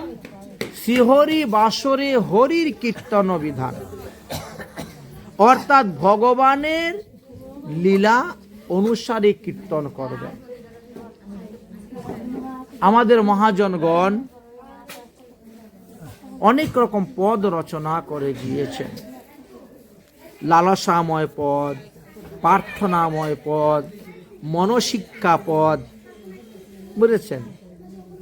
এই যে মহাজনের পদ যদি আপনি কীর্তন করেন, তাহলে এর থেকে মহাজনের কৃপা লাভ করা যায়। যে মহাজনের পদ আপনি কীর্তন করবেন, মনে করে সেই মহাজনের সঙ্গটা আপনার হচ্ছে, তিনি জীবিত অবস্থায় তার সঙ্গ করে যেই ফল পাওয়া গেল, তার লিখা কীর্তন করলেও সেই ফলই পাওয়া যায়। বুঝেছেন? এই জন্য মহাজনগত পন্থা, আমাদের মহাজনগণ যেভাবে গিয়েছেন আমাদেরকে সেভাবে যেতে হয়। তাই একাদশী দিনে কি করতে হয়? একাদশ ইন্দ্রিয়কে সংযম রেখে ব্রত থাকতে হয়। একাদশ ইন্দ্রিয় মানে 5টা জ্ঞান ইন্দ্রিয়, আর 5টা কর্মেন্দ্রিয়, আর একটা হলো মন। এই একাদশ ইন্দ্রিয়কে সংযম রেখে যারা একাদশী ব্রত করবেন, তাদেরই একাদশী ব্রত যথার্থ সার্থক হয়ে থাকে। তো যাই হোক, আমরা দশমী বিদ্যা একাদশীর কথা আলোচনা করলাম, শুদ্ধ একাদশীর কথা আলোচনা করলাম, একাদশী সংযুক্ত দ্বাদশীর কথা আলোচনা করলাম, এবং তৎসঙ্গে আমরা একাদশী ব্রতের পারণের কথাও আলোচনা করলাম। পারণের মাহাত্ম্য ব্রতের থেকে আরো বেশি। আপনি ব্রত করে ব্রতের যে ফলটা পাবেন, পারণের উপরে কিন্তু আপনার ব্রতের ফলের তারতম্যতা করবে। ব্রত তো আপনি আজকে করেছেন, কালকে যদি ঠিক সময়ের মধ্যে পারণ না করতে পারেন, তাহলেও কিন্তু ব্রত নিষ্ফল হয়ে যাবে, ব্রত করেও লাভ হবে না, বরং প্রত্যয় হবে। এই ব্রতের ফল তো নষ্ট হইবেই, আর উপরন্ত শাস্তি কি জানেন? 1 বৎসরে যতটা একাদশী করছে সবগুলার ফল নষ্ট। পানিশমেন্টটা এমনই, বুঝেছেন? এই ব্রতের ফল তো নষ্ট হলেই উপরন্ত 1 বৎসর যাব যতগুলো একাদশী ব্রত করে এসেছেন তারও ফল নষ্ট হয়ে যাবে। এই জন্য পারণের সময়টা হেলাপেলা করলে হবে না। এখন করবো না, একটু পরে করে নিই, স্নান করে এসে করে নেই, অমুকরে ভাত দিয়ে নিই, তারপরে করব, ওই কাজটা করে নিই, তারপরে করব। সব কাজ ফেলে দিয়ে আগে ভগবানের প্রসাদ গ্রহণ করে পালন করবেন। কতটা কাজ বাদ দিবেন বলছেন? বলছি 100টা কাজ। ঘুমের থেকে উঠে 10টার মধ্যে আপনার কতগুলা কাজ আছে? 100টা হবে নি? হয়ে যাবে 100টা, এতগুলা কাজ। বলছে 100 কাজ ছেড়ে দাও। 100টা কাজ ছেড়ে দিয়ে আগে ভগবানের প্রসাদ গ্রহণ করবে। কেউ যদি কাল সকালবেলা বলে, ওগো পারণের সময় এসে গেছে, নাও পারণ করো, পট করে নিয়ে নিবে। তুমি বাটির মধ্যে রেখে দাও, আমি স্নান করে ইয়া খাই, মনে হবে না। প্রাপ্তি মাত্র ভক্ষণ, দেরি করা যাবে। ওই দুর্বাসা ঋষি দেরি করতে গিয়ে গন্ডগোলটা হয়েছিল, স্নান করে এসে খাবে বললে। রাজা বলছে পারণের মুহূর্তকাল সময় আছে, বসুন পার। বলে এই তো স্নান করতে, স্নান করে চলে এসে খেয়ে নিব। হলো না। এই জন্য বলছেন একাদশী আগে পালন, সময় অনুসার সময়ের ভিতরে পালন করো। সময় তো আছে, করবো না, আরো আধা ঘন্টা দেরি আছে। কোন দিকে যে আধা ঘন্টা চলে যাবে আপনি বুঝতে পারবেন না কাজের ঠেলায়। তখন দেখবেন যে সময়ই পার হয়ে গেছে, তাহলে কিন্তু প্রত্যয় হয়ে যাবে, লোকসান হয়ে যাবে। এই জন্য ঠিক সময় মতো পালন করবে। পারণে কালকে অনেক লম্বা টাইম আছে, আপনি ইচ্ছা করলে পঞ্চব্যঞ্জন রান্না করে ভোগ দিয়েও পালন করতে পারবেন, না হলে তো খিচুড়ি ভোগ আছেই। মাঘ মাসে পৌষ মাসে এই 2 মাসেই খিচুড়ি ভোগ দেওয়ার নিয়ম। প্রতিদিন সকালে ঘুমের থেকে উঠেই গরম গরম খিচুড়ি দিয়ে দাও, বুঝেছেন? ভগবান কিন্তু এই সময় খিচুড়ি খেতে খুব প্রসন্ন। জগন্নাথ আর কর্ম ভাইয়ের একটা জীবনী আছে, ওনার নাম ছিল কর্মা ভাই, মহিলা মানুষ, বুঝেছেন? কর্মা ভাই মানে এত কর্মব্যস্ত বলার মতো নয়, আর ছেলে পেলেও অনেকগুলা বাড়ির, ওনার নিজেরই 5-6টা ছেলে, ওই 1 বছর 1.5 বছর 2 বছরের মাথায় মাথায় এক একটা ছেলে সন্তান, সবটাই টাইম বড়। এত ছেলেগুলো খাওয়া দাওয়া ঘুমের থেকে উঠেই বড় হাঁড়ি দিয়ে 1 হাঁড়ি খিচুড়ি বসাই দেন। তখনকার দিনে তো ব্রাশ ছিল না, কলকেট ছিল না, ওই নিম গাছের ডাল নিয়ে দাঁতন করত, নিম গাছের ডাল দিয়ে দাঁতন করে দিয়ে খিচুড়িও বানায়। কোনো কোনো সময় দাঁতনের উল্টা দিক দিয়ে খিচুড়ি ঘুরাই দেয়, লম্বা তো 1 হাত লম্বা নিমের ডাল নিয়েছে, তো নিমের ডাল নিয়ে এরকম দাঁত ঘষায়, ওর দাঁতের ওই দিকটা দিয়ে খিচুড়ি ধরে ঘুরিয়ে দেয়, বুঝলেন? কি করা যাবে? তারপরে বসাই দিল সবাইকে, এই আয় আয় বয়া খা। তো উনি কি করতো, ওই জগন্নাথকে ডাকতো কালিয়া, উড়িষ্যা ভাষায় জগন্নাথকে কালিয়া, আয় কালিয়া, বাস কালিয়া আও বলে ডাক দিয়ে ভোগ লাগাই দিত। আর জগন্নাথ কি করতেন, ঠান্ডার সময় গরম গরম খিচুড়ি খাওয়া চলে আসতেন। জগন্নাথ মন্দির থেকে চলে আসতেন, ওই ছোট্ট বালক রূপ ধারণ করে, ছোট ছোট বাচ্চারা বসে খায়, তো বাচ্চাদের রূপ ধারণ করে চলে যায়, বসে যিনি ঘপাঘপ খেয়ে নিতেন। একদিন এক সাধু বাবা এসেছে, সাধু বাবা এসে উনার এই সমস্ত দেখে বলছে, এইগুলা তো ঠিক হচ্ছে না, তোমার সেবা অপরাধ হচ্ছে, তোমার এইগুলো তো তোমার ঠিক হচ্ছে না, তুমি ভগবানকে ভোগ দিচ্ছ, স্নান নাই, তিলক নাই, কোনো কিছু নাই, বাসি কাপড়ে দাঁত মেজে মেজে রান্না করে, এটা ঠিক হচ্ছে না। বলে, বাবা আমি তো জানি না, আমি তো অত নিয়ম নিষ্ঠা বিধিবিধান কিছুই জানি না, ছেলে পেলে অনেকগুলো আছে, এখন কি করা যাবে? আচ্ছা ঠিক আছে, তাহলে কালকে থেকে নিয়ম করেই করব। এখন সাধু বাবা তো বলে গেছে, সাধু বাবার নিয়ম করতে করতে করতে করতে বেলা 11টা, ওই ঘর দুয়ার মাজা ঘষা পুষা লেপা এই সেই করতে করতে বেলা 11টা, বুঝলেন? 11টার সময় খিচুড়ি রান্না করে ভোগ লাগিয়েছে। এখন জগন্নাথ সকাল থেকে বসে আছেন, 11টায় ভোগ লাগিয়েছে, আসছে, আর দিয়ে পূজারিও ওইদিকে ঘন্টি বাজিয়েছে, ভোগ লাগিয়েছে মন্দিরে। জগন্নাথ তখন দৌড়তে দৌড়তে গিয়েছেন, উপস্থিত হয়েছেন, বিরাট কাহিনীর মধ্যে আছে। তারপরে জগন্নাথ দেব স্বপ্নে তখন দিলেন যে, মা তুমি ওই 11টার সময় ভোগ লাগাইলে আমি গিয়ে খেতে পারবো না, তুমি আগে যেভাবে দিতে ওভাবেই দিও, সকাল গিয়ে খেয়ে নিব গরম গরম। তো ভগবান হলো ভক্তের অধীন, ভক্তের অধীন ভগবান, তাই ভগবানের প্রসাদ মুখ না ধুয়েও খাওয়া যায়, স্নান না করেও খাওয়া যায়, পরিস্থিতি অনুসারে।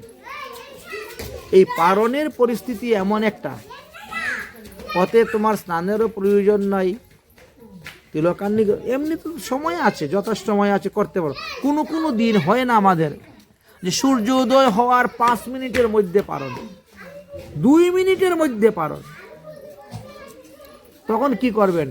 হয়তো আপনি ঘুমিয়ে আছেন, কেউ এই ঘুমের থেকে উঠিস না, পালন করবি না, সঙ্গে সঙ্গে পালন, মুখ ধুইবেন পরে, আগে মুখে প্রসাদ দিয়ে আগে পালন করো, তারপরে মুখ দাও। এমনি তো আমাদের নিয়ম আছে, ব্রতের দিবসে যেমন দাঁত মাজা নিষিদ্ধ, একাদশীর পারণের দিনও পারণের আগে দাঁত মাজা নিষিদ্ধ। যারা যারা আজকে ব্রত করেছেন, কালকে পারণ করার পরে গিয়ে দাঁত মাজবেন, পারণের আগে দাঁত মাজবেন না, 1 নম্বর। 2 নম্বর, যারা নির্জলা করতেছেন তো ভালো, তাদের জন্য কোনো ব্যাপার নয়, কিন্তু যারা সজলা করেছেন, সজলা মানে ফলমূল খেয়েছেন, জল খেয়েছেন, দুধ খেয়েছেন, শরবত খেয়েছেন, তারা কিন্তু রাত্রে 12টার মধ্যেই যা পারেন খেয়ে নেবেন, রাত্রে 12টার পরে খেতে যাবেন না। আগামী করল সূর্য উদয় হওয়ার আগ পর্যন্ত এক ফোঁটা জল খাবেন না। যদি মনে করেন যে আমি সারাদিন নির্জলা থেকে এখন আর পারছি না, খেয়ে নাও জল। 3 প্রহরের ফল তো তুমি পাবেই নির্জলার, কিন্তু রাত্রে যদি তুমি 3টার সময় উঠে জল খাও, তাহলে একুলো যাবে ওকুলো যাবে, 2 কুলি হারাবে।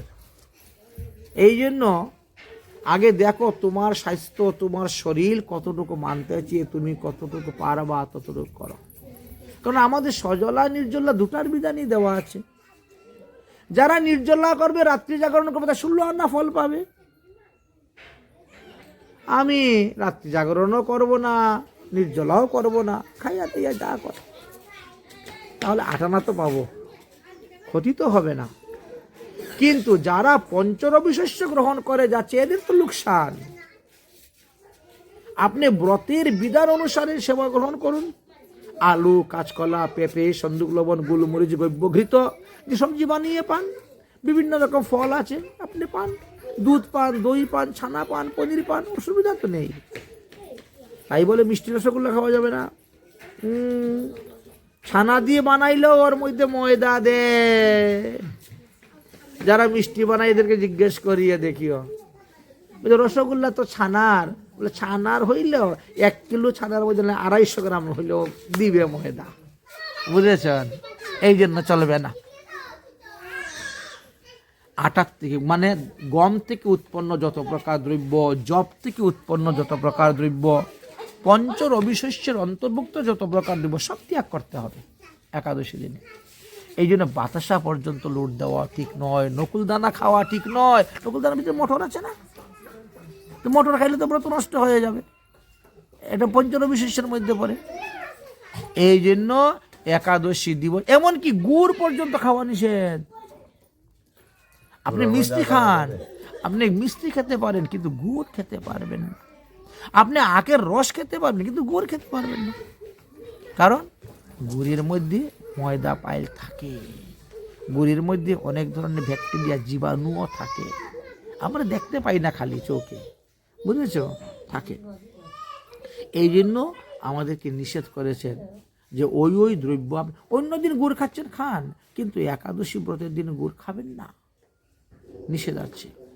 তো সেই অনুসারে আমরা যদি শাস্ত্র বিধি মেনে অল্প করি তাও লাভ, আর শাস্ত্রবিধি না মানিয়ে বেশি করলেও ক্ষতি।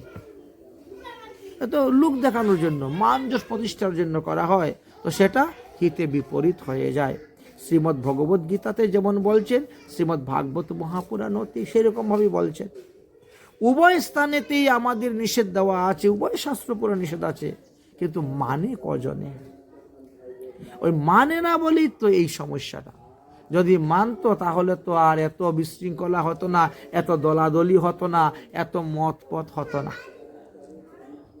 তবে আমাদের কর্তব্য হলো শ্রেষ্ঠ মত যেটা, শ্রেষ্ঠ পথ যেটা, সেটাই মানব, বুঝলেন? একটা চূড়ান্ত সিদ্ধান্ত আর একটা হলো এমনি সিদ্ধান্ত।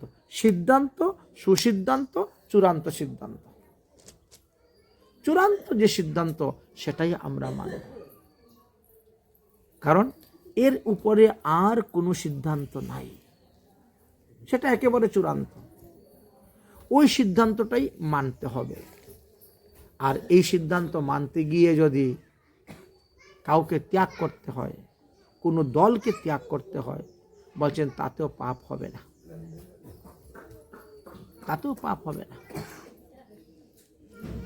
সিদ্ধান্ত মানতে গিয়ে, শাস্ত্র বিধি মানতে গিয়ে এমন এমন লোক আছে, মাকে ত্যাগ করে দিয়েছে, বাবাকে ত্যাগ করে দিয়েছে, ভাইকে ত্যাগ করে দিয়েছে, স্বামীকে ত্যাগ করে দিয়েছে, গুরুকে ত্যাগ করে দিয়েছে।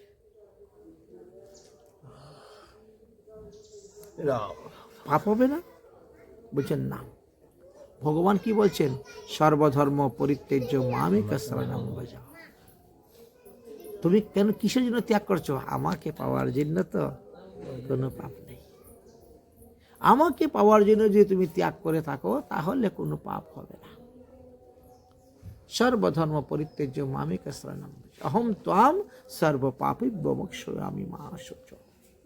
তাই ভগবানকে পাওয়ার জন্য, ভগবানের কথা রক্ষা করতে গিয়ে যদি আমাদের কাউকে ত্যাগ করে দিতে হয়, বলে এতেও রাজি, এতে কোনো অপরাধ নেই, পাপ একবার হয়ে থাকবো, ঠিক আছে থাকবো। গ্রাম সমাজে নাই বা থাকলাম, প্রেম সমাজে তো থাকবো। একটা হলো আমাদের গ্রাম সমাজ, আর একটা হলো ভগবানের প্রেম সমাজ, বুঝলেন? ভগবান বলছে তুমি যদি আমার আদেশ, আমার উপদেশ কথা মেনে চলো, তাহলে তোমাকে গ্রাম সমাজ করতে হবে না, প্রেম সমাজে রাখবো তোরে, চিন্তা করিস না, আমি তোকে প্রেম সমাজ রাখবো। কারণ আমাদের গ্রামের যে মায় মুরব্বীরা আছেন তাদের কাছে তো সেই রকম কোনো গ্রন্থ নাই, পুরাণ নেই, বা তারাও ততটা শাস্ত্রগ্রন্থ ঘাঁটে না বা দেখেনও না। ওই বাপদাদা 14 পুরুষরা যা করে আসছেন, যা শুনে আসছেন, ওই সেইভাবেই চলছে। কিন্তু আমাদের বাপদাদা সবাই তো আচার্য ছিলেন না, তারাও অতটা জানতেন না, তারাও অন্যের শোনাশুনি দেখতেন, করতেন, মানতেন, চলতেন যতটা পারেন। আমরা যখন সামনে গ্রন্থ পেয়েছি, আমরা যখন জানতে পেরেছি, তাহলে কুসংস্কারটা নিয়ে বসে থাকবো কেন? সুসংস্কারে আসবো। কিন্তু কিছু কিছু কট্টরপন্থী আছে, বাপদাদারা এটা করেছে আমিও এটা করব, এরকম একটা কিছু কিছু কট্টরপন্থী আমাদের মধ্যে আছে। এরা ধরে রাখে, এরা ওই সমস্ত গ্রন্থ টন্থ মানে না, দেখে না। কিন্তু তারা একটা জিনিস চিন্তা করে না, আচ্ছা কার বাপদাদা কতটা লেখাপড়া করেছিল? তুমি যখন বাপদাদার নিয়ম মানবা, মেনে চলবা, তো তোমার বাপদাদা তো ক্লাস 2 পর্যন্ত পড়ছে, তুমি কলেজে পড়ো কেন? তোমার ছেলেকে কলেজে পড়াচ্ছ কেন? বাপদাদার নিয়ম ধরে বসে থাক। তোমার বাপদাদা মাটির ঘরে থাকতো, সনবাসের বেড়ার ঘরে, তো পাক্কা ঘরে কেন বানিয়েছো? মাটির ঘরে বানিয়ে বলে আমার বাপদাদার নিয়ম মানিয়ে রাখবো। তোমার বাপদাদা হারিকেল জ্বালিয়ে চলতো, তো তুমি লাইট কেন আনছো, ফ্যান কেন আনছো, পাখা কেন আনছো, টিভি কেন আনছো, মোবাইল কেন আনছো? যদি বাপদাদার সব কিছু মেনে চলো, সব কিছু বাপদাদারই মেনে চল। কিন্তু তা করবে না, তা করবে না। খাবার বেলায়, দাবার বেলায়, অমুকের বেলায় বাপদাদার নিয়ম, আর বাকি সব যুগ অনুসারে চলতেছে, যুগের ভাইলে চলতেছে। আমরা কলিযুগের মানুষ, এই কলিযুগের যুগধর্ম অনুসারেই আমাদেরকে চলতে হবে। কলিযুগের যুগধর্ম মহাপ্রভু প্রচার করে গিয়েছেন, মহাপ্রভু তিনার পার্শ্বদের দ্বারা প্রচার করিয়ে গিয়েছেন, সমস্ত রূপ সনাতনাদি গোস্বামীগণের দ্বারা সব প্রচার করে গিয়েছেন। অতএব গোস্বামীগণের রচিত গ্রন্থ পড়তে হবে। গোস্বামীগণের রচিত গ্রন্থ যদি পড়েন তবেই বুঝতে পারবেন সুসিদ্ধান্ত, না হলে বুঝতে পারবেন না। গ্রন্থ তো অনেকেই রচনা করে, 10টা গ্রন্থ দেখে আপনিও একটা লিখতে পারবেন, পারবেন না? 10টা বই পড়ে একটা বই তো লেখা যায়, আপনি ওটা লিখতে পারবেন, কিন্তু সেটাতে কতটা সুসিদ্ধান্ত হবে ওটা ওই ব্যক্তির উপর নির্ভর করবে। যে যে স্বভাবের, যে যে চরিত্রের, ও ওইভাবেই লিখবে গ্রন্থটা, ওইভাবেই লিখবে। এই জন্য শুদ্ধ সদাচার সম্পূর্ণ বৈষ্ণবরা যে মত, যে পথ মেনে চলে দেখাচ্ছেন, সেই মত চলেই সাধারণ লোকরা চলতে হবে, এটাই সুসিদ্ধান্ত। তাহলে আজকের মতো ভাগবতীয় কথা আমরা এখানেই বিশ্রাম দিচ্ছি। পাঠের শেষের কীর্তনটা করুন, ধরেন। জয় জয় রাধে কৃষ্ণ গোবিন্দ গোপাল, রাধে রাধে জয় জয় রাধে।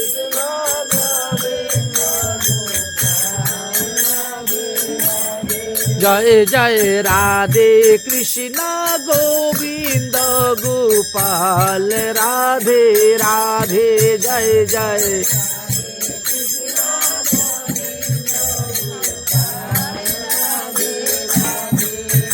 গোবিন্দ রাধে গোপাল, রাধে গোবিন্দ,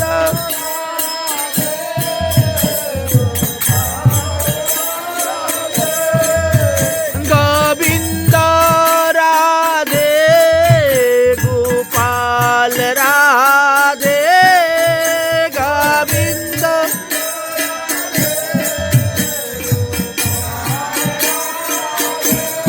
জয় জয় রাধে কৃষ্ণ কৃষ্ণ গোবিন্দ গোপাল রাধে রাধে।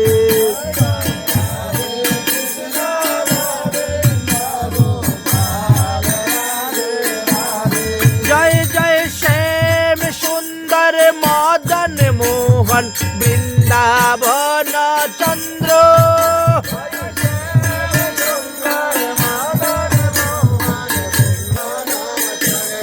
জয় জয় রাধা রমন রস বিহারি শ্রী গোকুলানন্দ।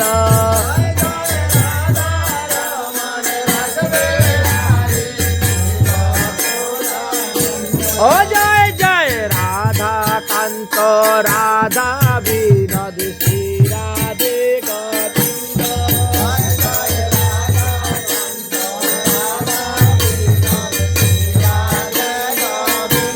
ও জয় জয় রাসেশ্বরী বিনোদিনী রাই ভানুকুল চন্দ্র।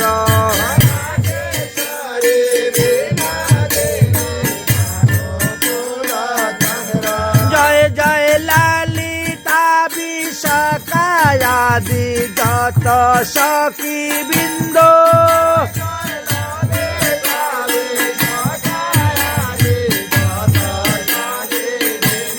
জয় জয় শ্রীরূপ মঞ্জুরি আদি মঞ্জুরি অনঙ্গ।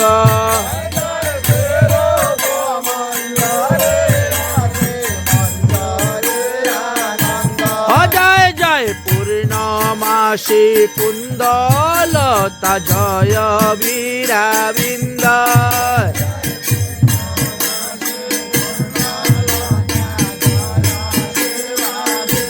ও তোমরা সবে মিলে করো দয়া আমি অতি মন্দ।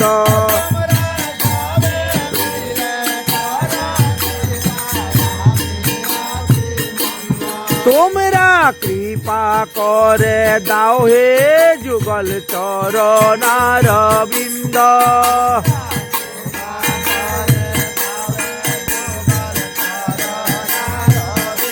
অজেন আকুল প্রাণে ডাকতে পারি রাধে গোবিন্দ।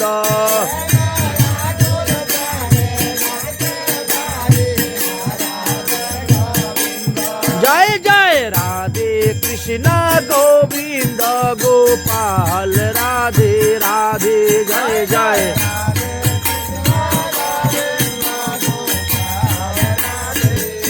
হরে কৃষ্ণ কৃষ্ণ কৃষ্ণ হরে হরে, হরে রাম রাম রাম হরে হরে। হরে কৃষ্ণ হরি বল।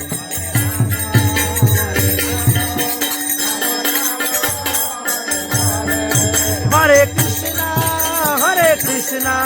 কৃষ্ণ কৃষ্ণ হরে হরে রাম রাম রাম হরে হরে হরে।